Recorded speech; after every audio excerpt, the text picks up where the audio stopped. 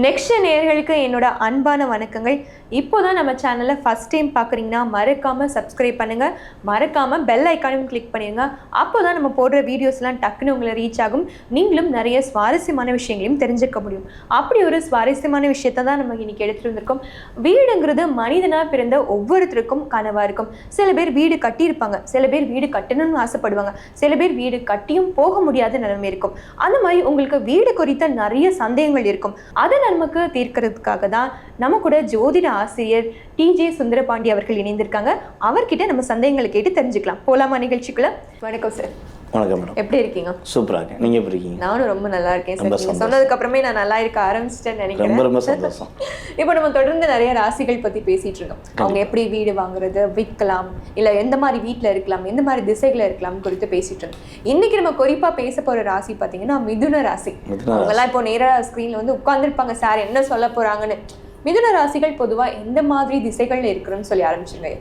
அதாவது மிதுன ராசி புதன் பகவானுடைய ஆதிக்கம் கொண்ட ராசி. மிதுன ராசிக்காரங்க வந்து பார்த்தீங்கன்னா எப்பவுமே வந்து இரண்டுக்கு ஆசைப்படுவாங்க. இரண்டுக்கு ஆசை பொதுவா சொல்லாதீங்க. இல்லைங்க, நம்ம பேசுறது வீடை பத்தி தானே பேசுறோம். இரண்டுக்கு ஆசைப்படுவாங்கன்னா நம்ம பேச போறது வீடை பத்தி பேச போறோம். அவங்களுடைய ஆசைகளே இரண்டு வீடுகள் இருக்க வேண்டும் என்ற ஆசை. ஒரு வீடு பெரிய வீடா இருக்கணும், இன்னொரு வீடு தன்னுடைய குடும்பம் தன் மனைவி மட்டும் இருக்க மாதிரி ஒரு சின்ன வீடா இருக்கணும்னு ஆசைப்படுவாங்க. சின்ன வீடுனா வேற கான்செப்ட் கிடையாது. சின்ன வீடா ஒரு ஒரு ஒரு 10க்கு 10 ரூம்லையோ ஏதோ ஒன்று தான் பிள்ளைகளுக்கு ஒரு பெரிய வீடா கட்டி கொடுத்துட்டு தனக்கு கடைசி காலத்துல கட்டாயமா தனக்குன்னு தன்னோட மனைவிக்குன்னு ஒரு வீடு வேணுங்கிற எண்ணம் கொண்ட ராசி தான் நம்மளுடைய மிதுன ராசி. அது பெண்களா இருந்தாலுமே, அது ஆண்களாக இருந்தாலும் சரி, பெண்களாக இருந்தாலும் சரி, யாராக இருந்தாலும் அவர்களுடைய இயல்பான குணம் இரண்டு வீடு இருக்கணும்ப்பா, என்னுடைய வாழ்நாளில் நான் 2 வீடு கட்டாயமாக கட்டணும் அப்படின்னு ஆசைப்படுறவங்க தான் நம்மளுடைய மிதுன ராசி. ஆனால் ஒரு வீடு கூட இல்லைங்கிற எண்ணம் சில பேருக்கு இருக்க தான் செய்யும். கடின உழைப்பில் கஷ்டப்பட்டு நானும் இன்னும் முயற்சி பண்ணிக்கிட்டு இருக்கேன், என்னுடைய வாழ்நாளில் வீடு வாங்க முடியலன்னு ஏக்கத்தில் கூட கவலையோடு இருக்கிற நம்மளுடைய மிதுன ராசிக்காரங்களுக்கு தான் இப்போ நம்ம சப்ஜெக்டே எடுத்துகிட்டு வந்திருக்கோம். வீடியோ ஃபுல்லாக பார்த்தாங்கன்னா கட்டாயமாக அவங்க வீடு கட்டிட்டேன்னு சொல்லி இல்லை வீடு வாங்குறதுக்கான முயற்சி எடுத்துட்டேன்னு சொல்லி இன்னும் கரெக்டாக 1 வருஷத்துல நமக்கு கமெண்ட்ஸ் கொடுப்பாங்க. கண்டிப்பாக அதில் எந்த மாற்றம் கிடையாது. இப்போ அவங்களுக்கு உகந்த திசை எது சார்? நம்மளுடைய மிதுன ராசிக்காரங்களுக்கு வந்து பார்த்தீங்கன்னா வடகிழக்கு சார்ந்த திசை வந்து ரொம்ப ரொம்ப சூப்பராகும். வடகிழக்கு ஏன்னா வடக்கும் அவங்களுக்கு ரொம்ப எக்ஸ்ட்ரா நம்ம தான் சொல்லிட்டோமே 2 அப்படின்னு சொல்லிட்டோம்ல. அப்படிங்கும்போது வடக்கு மட்டும் சொல்ல முடியாது. ஆமாம், திசைகளுமே அவங்களுக்கு 2 விஷயம் அவங்களுக்கு பொருந்தும். வடகிழக்கு சார்ந்த திசையோ வடக்கு சார்ந்த திசையிலையோ அவங்க வீடு கட்டியிருந்தாலோ அல்லது அவங்க அலுவலகம் புதுசாக கட்டுறதா இருந்தாலோ அவங்களுடைய வாழ்க்கையில் அவங்க எதிர்பார்க்குற அத்தனை விஷயங்களும் அப்படியே பாட்டாக அவங்க டாப்பில் போய்கிட்டே இருக்கலாம். அதில் எந்த ஒரு மாற்றம் கிடையாது. இதில் நம்ம மிதுன ராசிக்காரங்களுக்கு வந்து பார்த்தீங்கன்னா 3 நட்சத்திரங்கள் இருக்கு. 3 நட்சத்திரங்கள். ஒன்று வந்து பார்த்தீங்கன்னா நம்மளுடைய மிருகசீர்ஷ நட்சத்திரம். ஆமாம், இங்கே மிருகசீர்ஷம் கண்டிப்பாக வரும். மிருகசீர்ஷ நட்சத்திரம். அதுக்கடுத்து வந்து பார்த்தீங்கன்னா திருவாதிரை, நம்மளுடைய ராகு பகவானுடைய நட்சத்திரம். திருவாதிரை நட்சத்திரம் வந்து பார்த்தீங்கன்னா சிவனுடைய அம்சம். உறுதியா திருவாதிரை நட்சத்திரக்காரங்க எல்லாருமே வந்து பார்த்தீங்கன்னா எக்ஸட்ரா நல்லா எடுத்து பாருங்க, அவங்க சிவனுடைய அம்சமா இருப்பாங்க. ஆனால் அவங்க கும்புறது எல்லாம் பெருமாள் கோயில் போய் கும்பிட்டு இருப்பாங்க. உண்மையிலே பெருமாள் கோயிலில் தான் திருவாதிரை நட்சத்திரக்காரங்க அதிகமாக வழிபாடுவாங்க. நம்மளுடைய பெருமாளுடைய பக்தர் அப்படிங்கிற மாதிரி அவங்க வந்து என்ன பண்ணுவாங்க, உள்வாங்கி வழிபாடு செய்யறதுல திருவாதிரை நட்சத்திரம் மிஞ்ச யாருமே கிடையாது. அவ்வளவும் பர்ஃபெக்டாக வழிபாடு செய்வாங்க. அதுக்கடுத்து வந்து பார்த்தீங்கன்னா புனர்பூச நட்சத்திரக்காரன் வந்து குருவோடைய நட்சத்திரம். இந்த புனர்பூச நட்சத்திரம் வந்து பார்த்தீங்கன்னா அந்த தன்னுடைய தாயின் மீது அதிக அக்கறை வச்சிருப்பாங்க. அம்மானா உயிர், அம்மா தான் என் உயிர் அப்படின்னு சொல்லிக்கிட்டே இருப்பாங்க. வார்த்தைக்கு வார்த்தை அம்மா என் உயிர், என் அம்மா உயிர்னு சொல்கிறாங்கன்னா அதை நம்ம என்ன பண்ணலாம், மிதுன ராசியில் உள்ள புனர்பூஷம்னு எடுத்துக்கலாம். அந்த அளவுக்கு பர்ஃபெக்டாக அவங்க வந்து தாய் மேலே அதிக பாசம் வச்சுருப்பாங்க. ஸோ இந்த 3 நட்சத்திரங்கள் 9 பாதங்கள் கொண்டதான் நம்மளுடைய மிதுன ராசி. இந்த மிதுன ராசிக்கு 4ஆம் இடம் யாருன்னு பார்த்தீங்கன்னா அதே புதன் பகவான் தான் வரும். அப்போ புதன் பகவான் ராசியின் அதிபதி, அவரே சுகஸ்தானாதிபதி, வீடு மனை யோகத்துக்கு அதிபதியாக வரார். நம்மளுடைய மிதுன ராசிக்காரங்க ஒரே ஒரு விஷயத்தை கரெக்டாக கடைபிடிக்கணும். தன்னுடைய வாழ்க்கையை தன்னுடைய செயல்பாடுகளை முழு முக்கியத்துவம் கொடுத்து அவங்க இருந்தாங்கன்னா உறுதியாக சொந்த வீடு இல்லைங்கிற வார்த்தையை உபயோகப்படுத்தவே தேவையில்லை. ஆனால் இவங்க அப்படி கிடையாது. உண்மையிலே அப்படி இருக்கவே மாட்டாங்க. ஆமாம், இருக்க மாட்டாங்க. ஏன்னா இவங்களுக்கு வந்து பார்த்தீங்கன்னா இயற்கையாகவே தன்னுடன் இருப்பவர்களுக்கு என்ன பிரச்சனைனாலும் போய் ஏதாவது ஹெல்ப் பண்ணுவோம். ஏதாவது உதவின்னு கேட்டால் பாக்கெட்டில் இருக்க பணத்தை தூக்கி கொடுத்துட்டு அடுத்தவங்கள்ட்ட போய் இவங்க யார்கிட்டயே போய் கையேந்தி இருப்பாங்க, ஐயா எனக்கு ஏதாவது ரூபா தேவைப்படுது கொஞ்சம் ஹெல்ப் பண்ணலாமாங்க.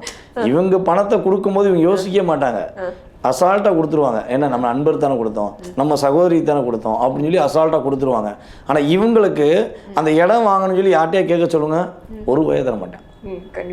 ஏன்னா உங்களுக்கு அப்படித்தான் ஒரு சூழ்நிலை வரும். நீ இருக்கிறதை கொடுத்துட்டு நீ உனக்காக தேடு மறுபடியும் அப்படிங்கிற சூழ்நிலையை நம்மளுடைய மிதுன ராசிக்காரங்க ரொம்ப ரொம்ப அதிகமான நிலைகளை எல்லா இடங்களையுமே சந்திச்சுக்கிட்டு இருக்காங்க. இப்போ ஒரு ஆஃபீஸ் வந்து பிடிச்சிருக்காங்கன்னா ஆஃபீஸ் வாடகை இவங்களுக்கு கொடுக்க சொன்னால் இவங்க அடுத்தவங்களுக்கு ஹெல்ப் பண்ணிவிட்டு இவங்க ஆஃபீஸ் வாடகை யார்கிட்ட கடன் வாங்கி கொடுப்பாங்க. இதெல்லாம் இயற்கையாகவே நம்ம நடைமுறையில் உறுதியாக பார்த்துக்கிட்டு இருக்கோம். நம்மகிட்ட ஜாதகம் பார்க்க வரும்போது கேட்டாலே ஆமாம் சாமி நீங்கள் சொன்ன மாதிரி தான் இருக்குது, நான் இருக்கு என் மகன் வந்து இருக்கிறத கொடுத்துட்டு கடைசியாக தேடிக்கிட்டு இருக்கான் அப்படின்னா சொல்ல வேண்டிய சூழ்நிலை கிரக ரீதியாகவும் ஏற்படுது. இப்போ நம்ம வீடு பற்றி பேசிகிட்டு இருக்கோம் இல்லையா? இப்போ நீங்கள் 3 நட்சத்திரம் சொன்னீங்க, மிருகசீரிஷம், திருவாதிரை, புனர்பூசம் சொன்னீங்க. ஒரு வீட்டில் 3 பேருமே இதே மாதிரி இருந்தாங்கன்னா என்ன பண்ணுறது? அப்பா வந்து மிதுனம் திருவாதிரை இருப்பாங்க, பொண்ணு வந்து மிதுனம் புனர்பூசம் இருப்பாங்க, இல்ல அம்மா வந்து மிதுனம் அந்த மாதிரி இருப்பாங்க. அப்போ ஒரு சில இதுல அந்த மாதிரி அமைஞ்சிரும் இல்லையா? அவங்களுக்கு எந்த மாதிரி ராசிகள் பலன்கள் இருக்கும் 3 பேரும் ஒரே இடத்துல இருக்கும்? இல்ல 3 பேருக்குமே ஒரே இடத்துல ஒரே நட்சத்திரமா ராசியா இருந்தா ரொம்ப சிறப்பு தானே. அவங்க வடகிழக்கு சார்ந்த பகுதியை வீடை கட்டிட்டு ஜம்முன்னு உட்காந்துக்கலாமே, அவங்க கவலையே பட தேவையில்லை. ஆனா இருப்பதுக்கான வாய்ப்பு 80% கிடையாது. ஏன்னா கணவன் மனைவி அப்படின்னு தான் அம்மா அப்பாவை நம்ம எடுத்துக்கிறோம், ஓகேவா? ஸோ அப்போ அவங்களுடைய நட்சத்திரங்கள் கட்டாயமாக அந்த ராசியின் அடிப்படையில் ஒரே ராசியாக இருப்பது ரொம்ப ரொம்ப கம்மி தான். ஒரு 70% கம்மியாக தான் இருக்குது. அது நட்சத்திரங்கள் கரெக்டாக இருக்கானா நட்சத்திரங்களும் ஒன்றுவோல் எடுக்கல, ஏன்னா ரஜ்ஜு பொருத்தம் இருக்காது அப்படின்னு எடுத்துக்கிறோம். ஸோ அப்படி இருக்கும்போது ஒரு ராசி 2 பேர் இருக்கலாம், மேக்ஸிமம் ஒரு வீட்டில் இருக்கலாம்.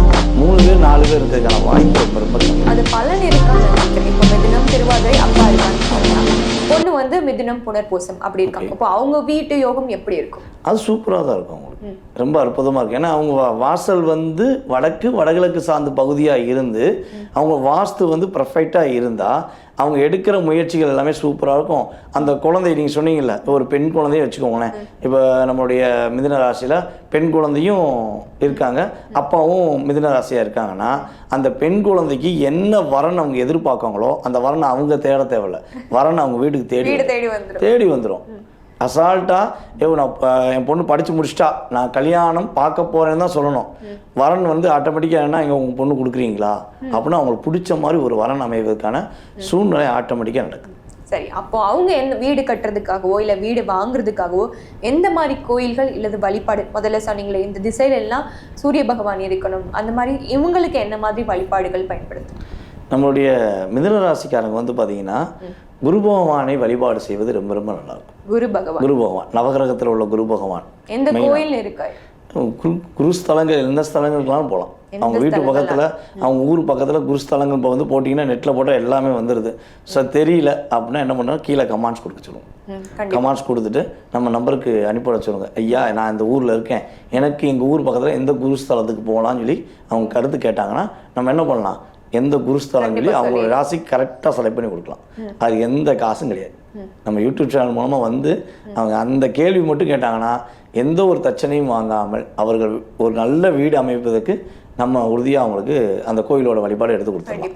அதை சார்ந்து வந்து ஒரு விஷயம் என்னென்னா நவகிரகத்தில் உள்ள குரு பகவானை அவங்க பூச நட்சத்திரம் வரும் நாளில் பூச நட்சத்திரம் வரும் நாளில் கரெக்டாக போய் நவகிரகத்தில் உள்ள குரு பகவானுக்கு கொண்டகடலை மாலை சாத்தி லட்டு வந்து வாங்கி அதை பூந்தியாக்கி கோயில்களில் சாமி கும்பிட வருவாங்க பார்த்தீங்களா, அவங்களுக்கு தானமாக கொடுக்கணும். அவங்க கரெக்டாக லட்டை வாங்கி பூந்தியாக்கி அவங்க தானமாக கொடுத்தாங்கன்னா உறுதியாக அவங்க எதிர்பார்க்குற மாதிரி வீடு கட்டுவதற்கான யோகத்தை குரு பகவான் முழு அற்புதமான சக்தி மூலமாக வழங்குவார் என்பது நிதர்சனமான உண்மை. கண்டிப்பாயா, ரொம்ப அருமையா சொன்னீங்க. பூந்தி வந்து கொடுத்து நம்ம வீடு வாங்கிடலாம்னு சொல்லியிருக்கீங்க, ரொம்ப புதுமையா லட்டை பூந்தியாக்கி கொடுத்துடணும். கண்டிப்பாயா எல்லாரும் கண்டிப்பா ஃபாலோ பண்ணுவாங்க. ரொம்ப அருமையா சொன்னீங்க. உங்களோட நம்ம நேயர்கள் அனைவரும் இதை பார்த்துட்டு இருப்பாங்க.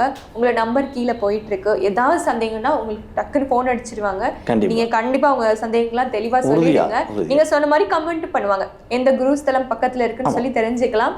ரொம்ப அருமையா பேசுறீங்க. நன்றி ஐயா. மற்றும் ஒரு நிகழ்ச்சியில் சந்திக்கலாம். நன்றி.